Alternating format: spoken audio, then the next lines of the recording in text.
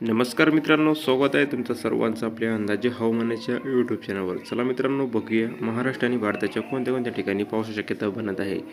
तर मित्रांनो, सर्वात आधी आपण सक्रिय प्रणाली पाहू.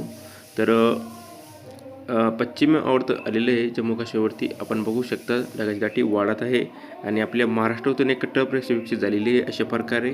आणि जे एक कमी दाब क्षेत्र या ठिकाणी आहे आपल्या गुजरातच्या पूर्व भागामध्ये आणि पश्चिम भागामध्ये. आणि येत्या 24 तासामध्ये महाराष्ट्रात मुसळधार पाऊस पडत आहे आणि पुढील 3 दिवस सुद्धा आपल्या महाराष्ट्रामध्ये पावसाची शक्यता राहणार. आणि नकाशाप्रमाणे पाहू आपण. तर मित्रांनो, पुढील 3 दिवस महाराष्ट्राच्या कोणत्या कोणत्या जिल्ह्यामध्ये पावसाची शक्यता अधिक बनत आहे. तर सातारा, पुणे, अहिल्यानगर, छत्रपती संभाजीनगर, जालना, बीड, धाराशिव, सोलापूर, सांगली, अकोला, नाशिकचे काही भाग या जिल्ह्यामध्ये पुढील 3 दिवस विजांच्या कडकडासह वादळी वाऱ्यासह जोरदार पावसाची शक्यता बनत आहे. आणि तुरळक ठिकाणी आपण गारपीटसुद्धा होऊ शकते या ठिकाणी. आणि महाराष्ट्राच्या इतर भागामध्ये सुद्धा पावसाची शक्यता बनत आहे.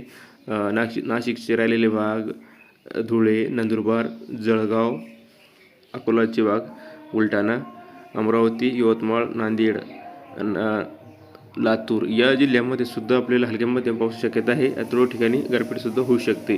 कोकण किनारपट्टीला सुद्धा आपल्याला हलक्या मध्यम पावसाची शक्यता आहे. याच काळामध्ये विदर्भात सुद्धा पाऊस मात्र कमी आहे मित्रांनो. स्थानिक ढग निर्माण होऊन काहीशा हलक्याचा पाऊस होऊ शकतो. अन्यथा विदर्भाच्या पूर्व भागामध्ये पावसाची शक्यता जास्त काही दिसत नाही मित्रांनो. फक्त मराठवाडा, लगतवरती पश्चिम महाराष्ट्र, मध्य महाराष्ट्र, विदर्भाचे पश्चिमी विदर्भ या ठिकाणीच पाऊस शक्यता जास्त बनत आहे. पुढील 3 दिवस महाराष्ट्राच्या बहुतांश पट्ट्यामध्ये मुसळधार पाऊससुद्धा पडू शकतो मित्रांनो. काळजी घ्या तुम्ही. तर सध्या करता इतकंच. रोजच्या अपडेट बघण्यासाठी आपल्या चॅनलला सबस्क्राईब करून सोबत ती बेल आयकॉनला प्रेस करायला अजिबात विसरू नका. धन्यवाद.